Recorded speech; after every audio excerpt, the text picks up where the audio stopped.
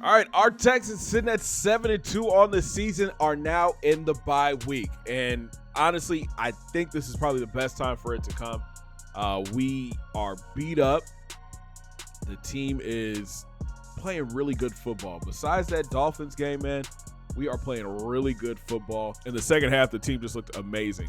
But let's see what we're talking about for the bye week, see what Coach has planned. Coach, you have to be happy to be heading into your bye week in first place. Any special plans for the week off? We need to be firing on all cylinders coming out of the bye week, so we're sticking to the grind. I don't want these guys rusty or sluggish because of time off, and I think keeping the routine will help. Extra work put in during the bye week has paid off 500 XP for all your players. But with no week off, your players were unable to recuperate. -7 stamina for all players in the next game. Ouch.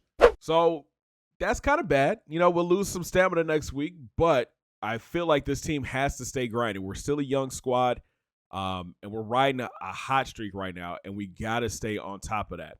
Let's look at some stats right now to see where this team is. So that's a little tough. We're going to lose 7 stamina on everybody going into next week, but we had to keep putting in the work, man. This is a very young squad.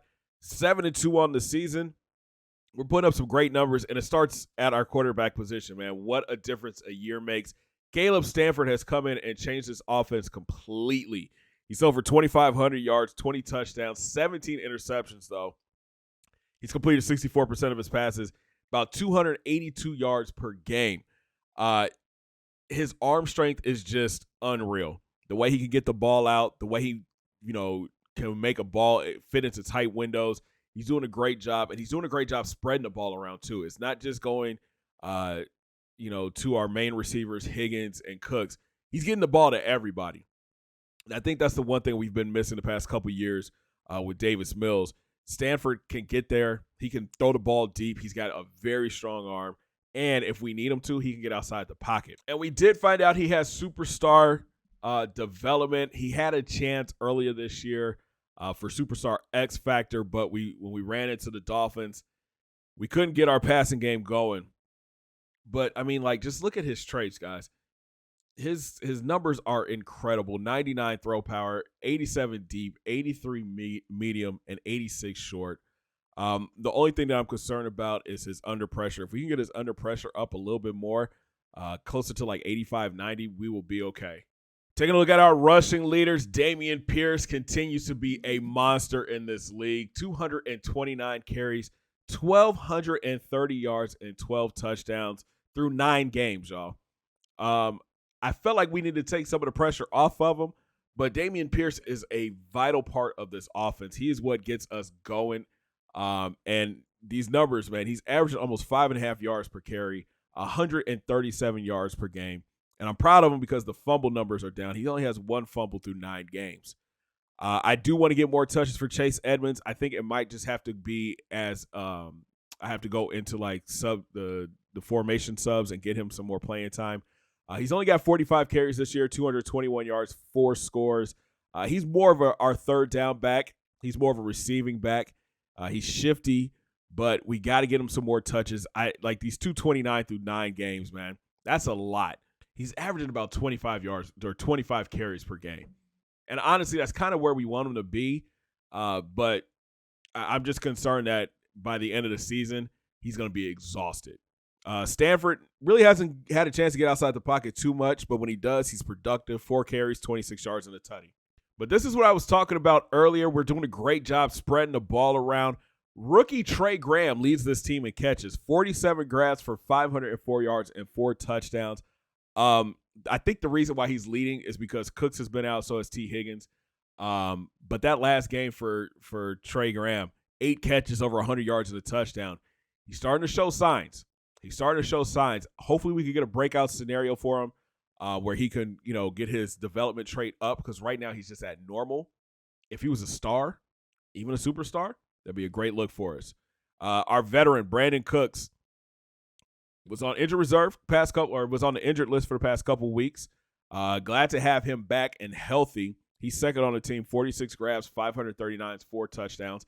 We did miss him against the Dolphins when he got hurt, It showed that our offense relied on him a little bit too much. But I think the young guys are starting to step up and show, hey, coach, you can rely on me a little bit too. Brevin Jordan, 34 grabs, 425, and 7 touchdowns. Great, emergency dump off for Caleb Stanford. But Brevin has been showing that he can get into the end zone too. A lot of speed. That size at 6'3", he's going up to make high balls. Great weapon, man.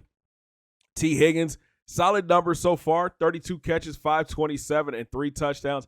I honestly think by the end of the season, we could have 2 or 3 wide receivers over 1,000 yards receiving, and a few guys with at least 6 or 7 touchdowns. That's just how prolific this pass game has been so far. T has been a great addition, big body wide receiver. They have him as a trade target young, but he's not going anywhere. We just inked him to a major deal.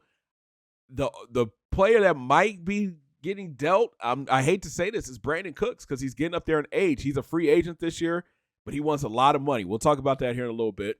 Will Bush, 13 grabs, 141. He had a touchdown last week, his first one of the season. Dameon Pierce out of the backfield, 10 catches for 137. You got Chase Edmonds for 9 catches for 22 yards. Emmett Crowder, 7 grabs, 128 and a tutty. John Mechie, odd man out. So he might be on the move too, guys. 4 catches for 66 yards. Parham has 2 for 14. McPhee 1 for 20. And Farrell Brown 1 for 10. Our offensive line has been beat up this year, man. Like this last game versus the Colts, we had to piece an offensive line together. Jenkins has been out. Who else has been out? Kenyon Green has been out. We've just had to plug and play. We had to plug and play, man. Austin Deckles, he's not that guy for us. We learned that last week because Kwity Paye was screaming off the edge, so he had to go to the bench. We kicked Adam Hitchens over to the right side. He actually did a solid job before he got hurt. Adam Rowe, he's been solid. He's given up 3 sacks. But again, still a young player, only his second season. Larry Tunsil, been a great left tackle for us. Jenkins, he'll be back after the bye week, I believe. So we will have our full offensive line back, which is a great look. Josh Roden is doing a great job as center. If we can get this team back healthy, especially this offensive line back healthy, going into the second part of the season, we're gonna be very dangerous in the AFC. To the defensive side of the ball we go. Christian Harris leading this team with 68 tackles. He is a 3-down linebacker, man. He does not come off the field. He plays sideline to sideline. He doesn't have any interceptions yet. Only has 1 sack. That's just because of the players that we've added to this team who are generating the pressure. But Christian is still the captain of this team. He's getting after the ball, making big plays for us when we need them. But we're going to need more going into the second half of the year. Adrian Phillips was a great pickup at the beginning of the year. He's got 51 tackles on the year, 4 TFLs, and he has 3 interceptions. We got him playing sub linebacker for us in a lot of our packages because he's got great zone coverage and he's got terrific hit power. Trayvon Mullen, 49 tackles on the year. And you've got Jalen Petrie with 47, Jabril Peppers, 46, Derek Stingley Jr. with 38, and Jonathan Jones with 34. A little concerning that our secondary, besides one player, everybody in our secondary besides one player leads this team in tackles. Jeffrey Simmons with 26 tackles. I'm going to say it now. This was the best pickup of the offseason across the NFL. Jeffrey Simmons has come in and just become a dominant player in this defense. We'll show you all his sack totals and everything here in a few minutes. You got Tavares Branch with 20 tackles. Jonathan Grenard has 18. Cortland Davison, our rookie corner, has 18 as well. Quincy has 12. Dane Landry with 12 as well. And Deshaun Ham with 11. Deshaun Ham might be on his way out of Houston. He's a free agent. He's been injured, I feel like, more than he's been on the field. So D-tackle is definitely a position we're going to be looking to upgrade going into the offseason. TFLs, Jeffrey Simmons leading the way by a lot. 18 TFLs for the big fella. You got Tavares Branch with 13. Christian Harris has 9. Jonathan Grenard with 8. And Deshaun Ham with 5. Sack totals, like I said, Jeffrey Simmons has been the best free agent pickup of the offseason. 12.5 sacks. He's unblockable. He is a terror for quarterbacks. 12.5 sacks right now. That's halfway through the season, 9 games. If he could get another 20 or 12.5 sacks, you're looking at 25 sacks on the season for the big fella. I'm expecting big things. We expected big things out of him, and he's proven that he is worth the money that we're paying. Tavares Branch, our second-year defensive end, he's got 6 sacks, second on the team. You got Jonathan Grenard with 4.5 sacks. I wanted more sacks for him. I want him to get after the quarterback a lot more. But I think when you have somebody like Simmons who is such a terror, it's hard to get off that edge when coming straight up the middle. He's getting a lot of plays. Deshaun Hand has 2 sacks. O.O. with 2 sacks. Harris, Williams, and Cashman each with 1. Let's take a look at the turnover department. Trayvon Mullen leading his team with 4 interceptions. Now, he has ups and he has down games. And I feel like sometimes it's a lot of down games. But when we need a big play in the secondary, Trayvon has stepped up, and he's locking up some of the best wide receivers in the league. Adrian Phillips, second on the team with 3 picks. Then you got Jabril Peppers, who's playing that over-the-top safety a lot more now. We took him from playing that sub-linebacker position and put him back at safety. He's got 3 picks on the year, including a pick 6 against Tennessee that sealed the game for us. Derek Stingley, last week he finally showed up. He finally showed up last week. He had 2 plays where he got burnt by DJ Chark. One that was over the top, that was an aggressive catch. Another one was a corner route, which he just got exposed. But in the second half, that switch flipped. He had a pick 6 he took back, and he got an interception in the end zone. He's still our CB1 to me. This is a star player. He is going to be around in Houston forever. I'm not letting him walk to go anywhere. Cortland Davison, a rookie, has really stepped up. Jonathan Jones had a down game was it last week or the week before? And we inserted Davison in at third corner, and he had 2 interceptions. One was a pick 6. He's 6'3", 188 with amazing speed. Still waiting to find out his hidden development, but Cortland Davison could be somebody that we look to get a lot more playing time in the second half of the year. Jalen Petrie has an interception. Dane Landry has 1, and then Jonathan Jones has 1 as well. All right, let's see. Forced fumbles. Adrian Phillips has forced 1. You got Jeffrey Simmons. He's forced 1. Christian Harris and Divine Diablo. Defensive touchdowns. Adrian Phillips with a pick 6. So does Jabril Peppers, Derek Stingley, and Cortland Davison. To the kicking game we go. Kai Fairbairn, strong leg, doing what he does, man. 17 of 18 on field goals. He's perfect on extra points. The only field goal he missed was a 60-yarder last week to end the half. I thought he was going to make it.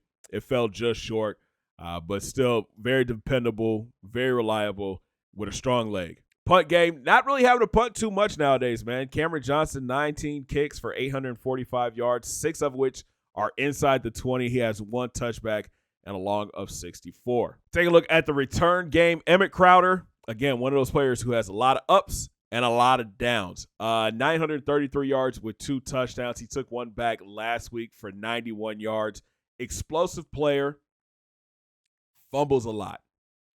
2 weeks ago, he fumbled on a kickoff return, and we benched him. He made up for it last week. The rest of the way, we need him to be that explosive player and make big plays, especially in a return game. Punt game, 26 returns for 175. Now, taking a look at our rankings right here at the bottom of the screen. As you can see, we are number 1 when it comes to scoring. We average almost 40 points per game. We're 12th in the passing game, 262 yards. Of course, we're the best running team in the league, 165 yards per game. Defensively, this is a huge step for us, man. Think about it last year. We were dead last when it came to defense. Right now, we're in the middle of the pack. We are ranked 18th, giving up 26 points per game. Against the pass, we are ranked 19th, giving up almost 255 yards. And against the run, man, we are top 10 defense against the run, only giving up 86 yards. So it's amazing to see how this team has evolved in just 1 year.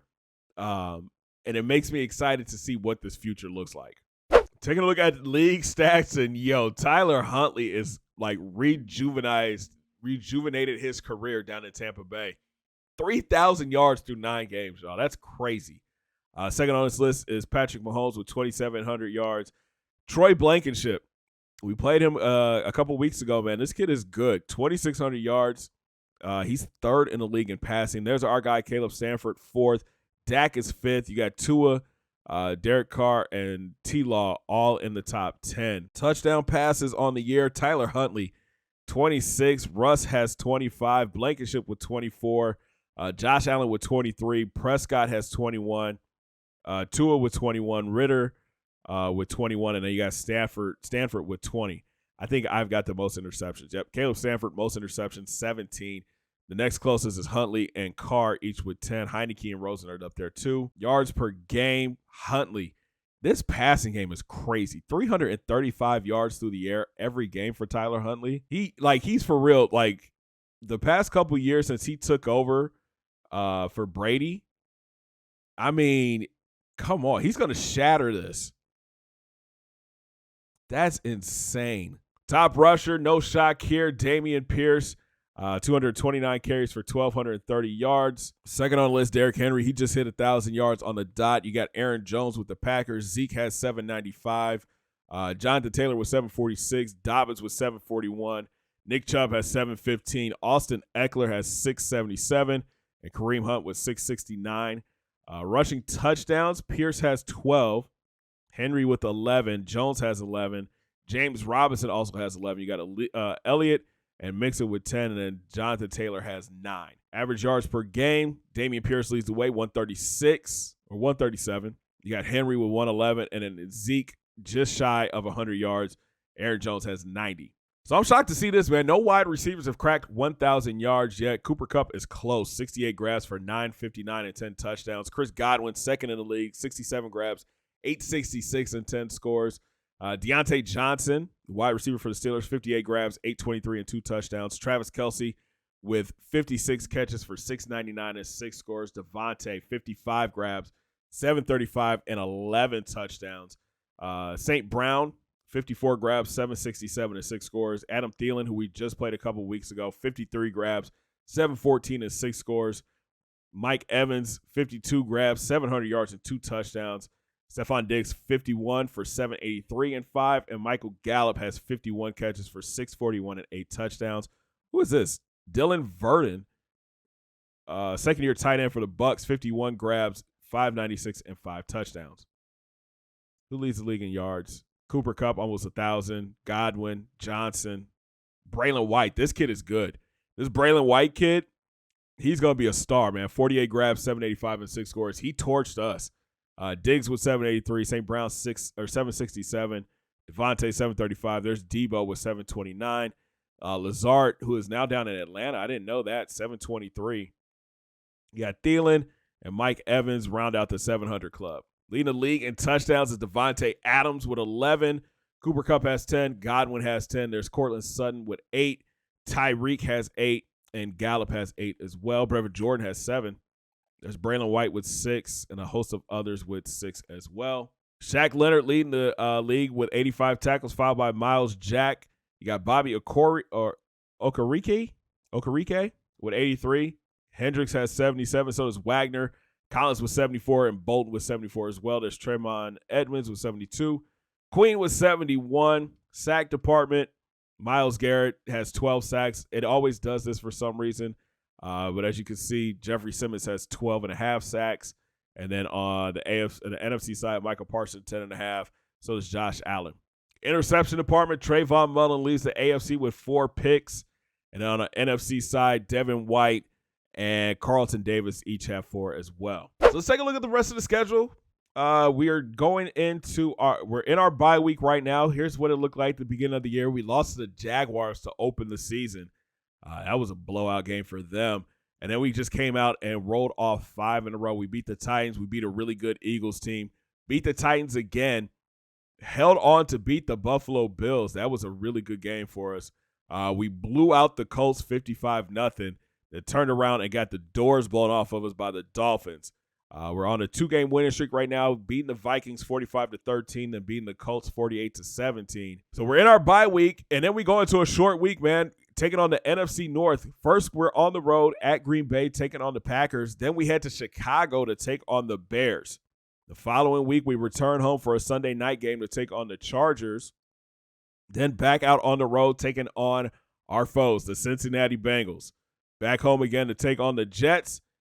back out on the road to take on the Patriots in Week 16. We wrap up our home schedule Monday night, Week 17 versus the Lions, and close out the year on the road in Duval County taking on the Jaguars. So a lot of winnable games still on the board for us. It's going to be tough, though, especially on that short week when we come back from our bye week, headed to Green Bay and then heading to Chicago. The Chargers should be a good game. And you already know, man, when we play the Bengals, it's a fight. So we're going to be looking forward to these next few games. We got to come out of our break ready to play. So a big part of this franchise, man, we got to re-sign players, right? And there's a lot of good players that we're looking to bring back next year. Starting off with our veteran wide receiver, Brandon Cooks. Now, my concern about bringing Brandon back, he will be 31 next year, okay? And as you can see, he wants a lot of money. 4 years, $60 million. We have young wide receivers that can step up. Are they ready to step up now? I don't know. But at 4 years, $60 million, I don't know if Brandon Cooks if we should do that. I'm not sure. I'm going to have to really think about that one because we've got to start looking at cap going into next year too, because Dameon Pierce is going to be looking for a new contract. Here's Deshaun Hand. His deal, he only wants a 1-year deal, but he wants to be $6 million. The way he's playing right now, I'm not sure he's worth it. He's been more injured than he's been on the field. And the emergence of Jeffrey Simmons, Deshaun Hand has just kind of fallen to the wayside. We could go younger, looking at some people in the draft, or we could start looking around in free agency to bring in somebody else to be a hole plugger. But right now, I just don't think Deshaun is worth $6 million. And then we got a bunch of role players here too. Divine Diablo, I want to bring him back. Our previous offer, he was not happy about. But we're going to go player friendly. We're going to give him a 3-year deal worth $5 million. He should take this, man. Let's go. He's been a great special team player for us, and if we needed a play, if he needs to come in and relieve some guys, he's done a great job. Roy Lopez, it's another guy I'm thinking about letting walk. He hasn't seen a lot of field this year. I want to get younger at our D tackle position, so I think I'm going to let Roy Lopez walk this offseason. Kirk Cousins, he's our backup. I'm 99.9% sure he's going to retire at the end of the year. We got Chase Edmonds. I think I'm going to let him walk too. We're trying to find the lightning to our thunder. We need to find a speed back who can come in and relieve Dameon Pierce when he gets tired. Adrian Phillips, another player I think I might let walk. He'll be 33 at the end of the year. He's had a great year for us. But again, I want to get younger on defense, and I'm sure somebody in free agency or through the draft, we should be able to pick somebody up. So as we start looking ahead a little bit, man, let's look at some free agents that are kind of on my board, man. Let's start off in Dallas with Osa Odigizua. I really am trying on that one, man. 6'2", 282. It's his 4th year out of UCLA. He's 26. And what intrigues me the most, he's strong. He's got solid block shed, a great power move, and he can tackle. And for his size, at 6'2", 282, he's got 78 speed. We put him on the other side of when we put him on the other side of Justin Simmons, that could be a nice 1-2 punch up the middle. The one thing I want to start doing, man, is getting more of a rotation on our defensive line. We've got a lot of guys who are just sitting there on the bench that need some playing time. I got to find a way to get all these guys in the game because, like, is a great defensive end. We got Rashawn Green, who's a great player as well. But I need another big D tackle to kind of clog up that middle alongside Jeffrey Simmons. One guy that I also have my eye on is Javon Kinlaw from the Niners, 6'5", 319 from South Carolina, 83 overall. Now, he would have to be somebody we trade for, okay? He's got 2 years left on his deal right now. And as you can see, this kid is a monster. 97 strength, 84 block shed, 77 power move. Not the fastest, but solid tackling. We would have to trade for him. I don't think the Niners are having that great of a season right now. So he might be somebody that's looking to get out of San Francisco. And as you can see, his motivations just aren't there. Maybe we send like a second round pick for Kinlaw. That'd be a great addition to a really stacked defensive line. And here's one last D tackle that I've got my eye on. Christian Barmore from the Patriots, 6'4", 310, his fourth year out of Bama.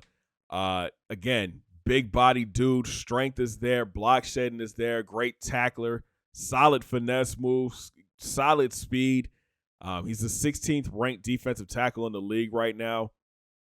Again, we're looking for another hole plugger to go alongside of Jeffrey Simmons.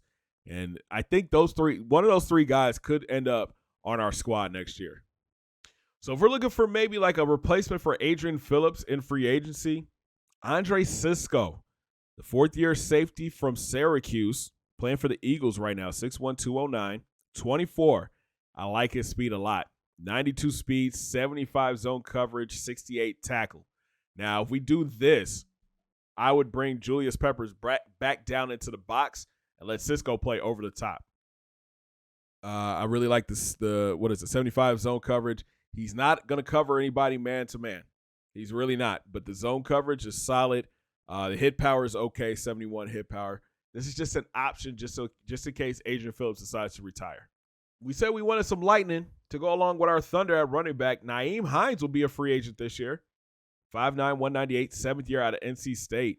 Again, older running back, but 92 speed, 93 acceleration, 90 agility. Could come out of the backfield, make some catches. I don't know. Nyheim Hines will be a great pickup. If we don't go young in the draft, I'll definitely be keeping an eye on Nyheim Hines. Like, honestly, I think that's it. Like, we don't need to upgrade too much. Because we're so young still, so there's still a lot of guys developing into their positions.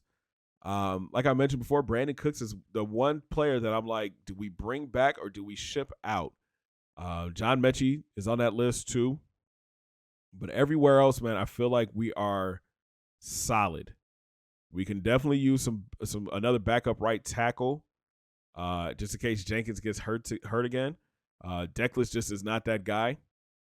But everywhere else, man, I think we're in good shape. So that puts us in an interesting spot in the draft this year, right? We don't have too many needs. And because we are having a really good year, that means we're going to have a late round pick. So a lot of the guys that we would want to go and get are probably going to be gone. And this is a very defensive line heavy draft. As you can see, the first top two players are defensive ends. Starting things off with Deshaun Nelson from Utah, 6'6", 270. And he is a pass rush specialist. And then we've got Caleb Stanford's former teammate, Tashawn Stoudemire. He is 6'1", 255. He also plays left end. He's a top 5 prospect. He's a solid pass rusher, but I believe if you're going to go take a pass rusher early, Deshaun Nelson is your guy. At middle linebacker, Will Graves is the number 3 prospect in this class, followed by Mitchell Pritchard, a big right tackle from Auburn, 6'6", 331. Auburn's producing a lot of good players, man. They've got a tight end here in Kevin Maxey. He's 6'3", 237. Reminds me a lot of Brevin Jordan. Great catching ability, solid run blocking as well. Here's another defensive end, Mike McMillan from California, 6'6", 278. You got Bryce Marshall. He is a defensive end from Iowa State, 6'3", 264. Larry Agnew, outside linebacker. He's more of a pass rush as well, 6'2", 245 from San Diego State. And here's our first look at a quarterback, Jacob Robinson from the Ohio State. Can throw the deep ball, solid medium passing skills. At 6'3", 190, could be a solid pickup for somebody. You got Stephen Bowens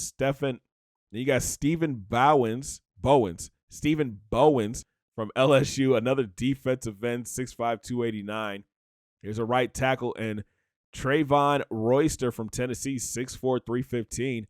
Oscar Forbes, a left tackle. Solid blocking skills, man. But I like this kid, Andrew Mann. A impact, a pass block, a run block. 6'3", 303 from Texas. We don't need we don't really need a right guard, but that's a good player right there. Alex Dillard from Utah, right defensive end, 6'4", 266. And then to finish the top 15, you got DeAndre McGowan, right outside linebacker from Texas A&M, 6'3", 270. Great pursuit, solid tackling, and a block shed is pretty good. We're in a weird spot. We're 7-2. Very young squad. Like I said before, still trying to develop. And as you can see over here on our team needs, we have a B- at quarterback, an A at running back, B- at wide receiver, C+ at tight end, A- left tackle, B- left guard, C+ on center, C+ at right guard, A- right tackle. Not too many grades below a C. Besides our linebacking core, which is okay because we don't really run a base defense. Cornerback is a C+. Maybe we can look to get better there, but not too many holes on this team. I've got a lot of like backups, guys that I deemed as backups. You've got Oscar Forbes, Pete Ross at left tackle, Terrell Lowry from Alabama. He's 6'6", 314. I like the B pass block, B run block. Jonathan Sherrills from Oregon State, A pass block at a left tackle position, really good. Now, if we wanted to go linebacker, we could go Roger Kowalski. Roger Kowalski. There it is, from the U, 6'2", 259. They've got him listed as a speed rusher, so we could kick him down to be another speed rusher on the outside for us. Then you got Jacob Rogan from LSU, 5'11", 228. Look at the zone coverage. He's got A zone coverage, A tackle, but he just can't get off of blocks. That's a little concerning. At right tackle, if we need a backup for Jenkins, this is Kyle Lewis. He's got A impact block, A awareness, B run block, and B to D pass block. Then we go defensive line here. Josh Bullough. Okay, from Wisconsin. You got Juan Barker from Missouri, who I kind of like this kid, man. He could be a developmental player for us. George Calhoun up the middle at defensive tackle from Notre Dame, 6'3", 307. I like his skills a lot. B block shed, B finesse move. Johnny Harper from Penn State, 6'2", 295, another big defensive tackle. You got Aaron Myers from Tennessee, 6'3", 311. We're looking for big body guys to come in and play some hole pluggers for us. DeAndre Dorsett from Florida, 6'2", 286. Cordell Beasley from the U, 6'1", 330. B block shed, A tackle. Bob Mann, he is a man too, 6'4", 297 from San Diego State. Deion Greenfield from Clemson, he's 6'4", 304. There's a lot of big dudes in this draft. Cliff Goodwin from West Virginia, 5'11", 258. He plays defensive end, but I think we might be able to kick him inside to play D tackle. We already talked about Bowens. Here's Bernie Webster from Clemson, another big dude, 6'6", 316. Again, I'm thinking with him, you can kick him inside, play D tackle. He's got A tackle, B power move. If his block shed is an A, this guy could be a first-round pick for us. We got Kenny Richardson from the Ohio State, 6'4", 300 pounds. Linval Munford from Boston College, outside linebacker. He's got a first-round grade on him. He's 6'2", 224. If we do look to go linebacker, it's probably to replace Quincy Williams. And you got Marlon Dawson from Princeton. Don't see that too often. 6'1", 223. A zone coverage, B tackle. And again, I mentioned before, if we wanted to go young at strong safety, just to have somebody in the box, TJ McClellan from Marshall. He's 6'2", 221. Great hit power, solid tackling ability. Would love to see what his man coverage and zone coverage look like. But then this guy right here is intriguing. Manny Amaro from East Carolina, 6'3", 220 at strong safety. He's got A hit power, can't cover in man coverage, but he's got B to D tackle and B to D zone. So a lot of guys on our board, mostly offensive line, defensive line, and linebackers.